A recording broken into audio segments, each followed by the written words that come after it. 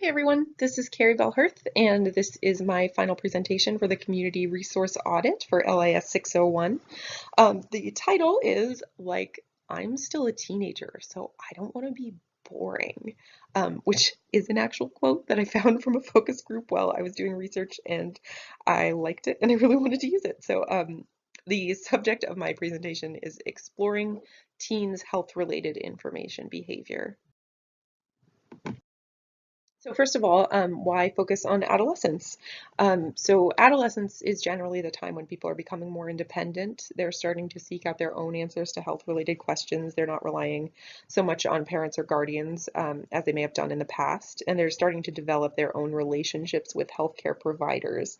And in addition, adolescence is kind of the time when many health risk behaviors like smoking or drug use, physical inactivity, high-risk sexual behaviors might be initiated. So, and those behaviors can obviously become lifelong. So it's important for adults working with teens to, be helping them through their information behavior to form good habits and good health behaviors that also hopefully become lifelong. And also, as I'm sure anyone who has worked with teenagers knows, it can be tricky to get them to open up about health-related issues or questions they might have. Um, so it's really important to develop a thorough understanding of their health-related information behaviors so that healthcare professionals, educators, parents, librarians can better anticipate their needs and be helpful to them, even if the teenagers themselves are not being particularly forthcoming. So first of all, what are teens' health-related information needs? As you can, I'm sure, imagine, their healthcare-related needs really run the gamut. They're looking for information on anything and everything related to health, and there are several studies I found that kind of back this up.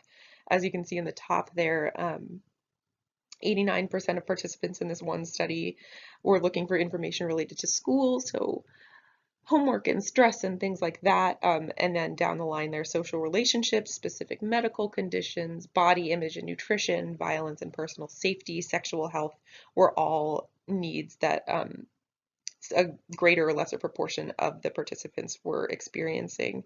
And then in the bottom study there, it goes into a little more detail as to what some of those needs might be. So substance abuse, peer pressure, sexual health, teen pregnancy, as well as depression, suicide, eating disorders, stress, again there, and then specific physical diseases and health behavior like exercise and nutrition. And then obviously another important facet of this is determining teens' preferred information resources. So teens are often early adopters of new technology, so texting and smartphones and the internet, and the research to date has only really scratched the surface as far as what that means and how it impacts teens' information behavior, just that behavior that they have to adopt new technology. I did find a few. So Schnall et al. Discovered that adolescents are willing to use texting and smartphone apps to monitor and report on their health day to day, which does show potential for healthcare providers and other people who are helping teens to kind of monitor their health. They can use texting to do that. There were a couple studies on the internet, and this one study, which I thought was interesting, found that many teens thought of the internet as a potential alternative to consulting a doctor, which led to decreased reliance on health professionals, which tended to shift the balance of information power for teens. So while that may be kind of a disturbing prospect for healthcare professionals, it does indicate that teens are using the internet to kind of take more ownership of their health information needs and seeking. So that is something that hadn't really occurred until the internet became a factor. And then there was this one study by Agosto and Hughes Hassel that had participants ranking information sources from ones that they found most helpful or used the most to ones that they were using the least or found the least helpful. So the human sources there, friends and siblings, were at the top, and librarians and teachers, unfortunately, a little further down. And then non-human sources, the telephone, it was one that they used the most, and that was, everyone had one. They carried it with them all the time, so obviously that's a primary resource for them. And then again, libraries and books, sadly, a little farther down.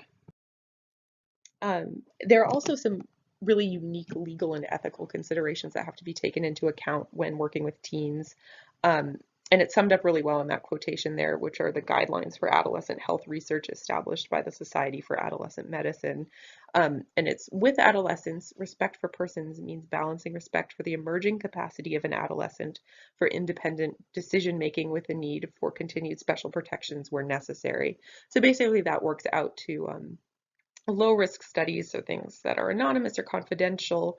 Teens' capacity to provide informed consent can usually be assumed. And if you move to research that involves greater risks, so things that are in person, like focus groups, an individual assessment of capacity needs to be done.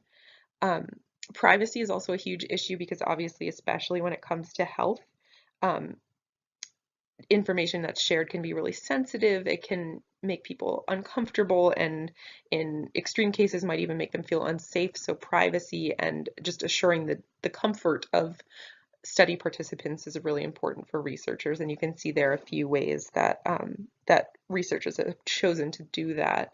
Um, and one last final point about this is that this kind of gray area around teens' legal status and capacity to provide consent for research has meant that people kind of just don't want to deal with it. They decide that it's too many hoops for them to jump through. So teens often get excluded from research. People just decide not to work with them, which is obviously a problem because teens have unique health information needs, information behavior, unique health care needs, and unique policies that need to be created in order to assure that they're getting the care that they need. So it's important to establish concrete legal and ethical guidelines in order to, make sure that we're caring for teens as best we can. So my search strategy for my resource guide, I tried to use a search strategy that I thought teens might be using, so I turned to Google. And as far as the search terms, I started out broadly using, health resource. I modified it often to look for specific ones. So for example, mental health, and then I generally had to modify it further and include teen mental health just to get things that were related to teenagers. And I was trying to find a wide variety of resources, so occasionally I would go with app or book or a specific resource to try and get that. And I did find some existing resource guides, which helped. I was able to kind of go through and see what materials I thought might be useful. And there were a couple of criteria that I was relying on. First of all, obviously sources needed to be accurate and reliable in order to just be as helpful as possible and not give people wrong information or incomplete information. Um, I wanted things that were geared towards teens as much as possible in content and appearance. This was actually where the quote at the beginning of the presentation, where my title comes from, teenagers don't want content that they see as boring. They want things to look cool. They don't want to have to deal with long user agreements. They don't want to have to deal with vocabulary they may not understand. And while that kind of may seem a little frivolous, it's important because we want teens to be using the resources, so we have to make them as teen friendly as possible. And I covered in my resource guide 5 main subject areas, which were addiction assistance, exercise and nutrition, general physical health and wellness, mental health and emotional health is kind of encapsulated within that as well, and then sexual health and relationships. And again, I tried to find a wide variety of resources because, as I mentioned earlier, teens tend to use a wide variety of resources, so things like websites, books, magazines, apps, and more. And this is just a kind of a quick sample of some of the things that were in my resource guide.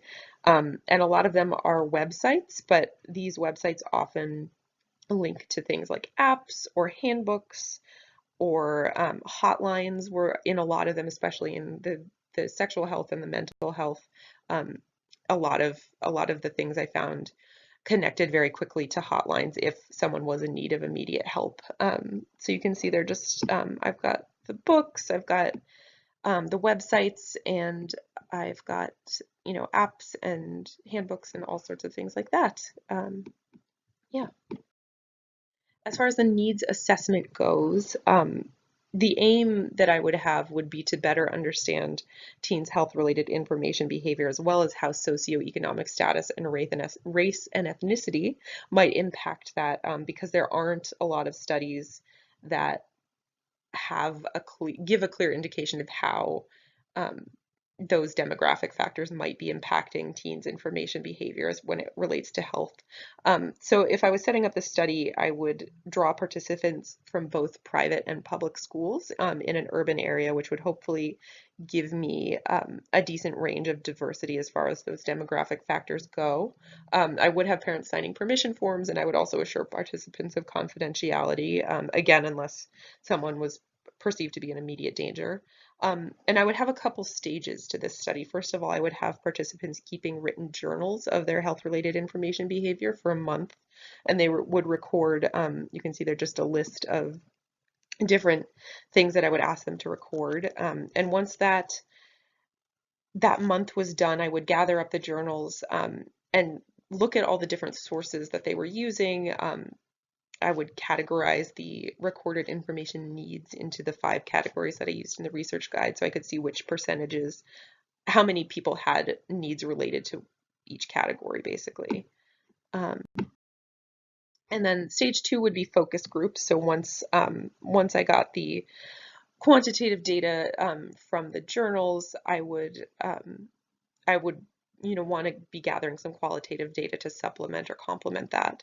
And it would really just be a discussion. It would, talk about what they found easy about searching for health-related information, what they find challenging, information and resources they prefer or don't prefer, and how adults can be supportive or ways they wish that adults were more supportive or differently supportive. And I would also gather group-specific demographic information, so race and ethnicity, gender, age, and parents' education level. And I would also take the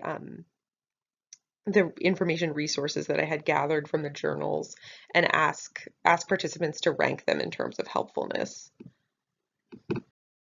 And as far as the analysis would go, I would gather and tabulate the results. I would compile focus group answers and pull relevant quotations to get that qualitative information. And I would present the data alongside the demographic information to try and see any relevant patterns.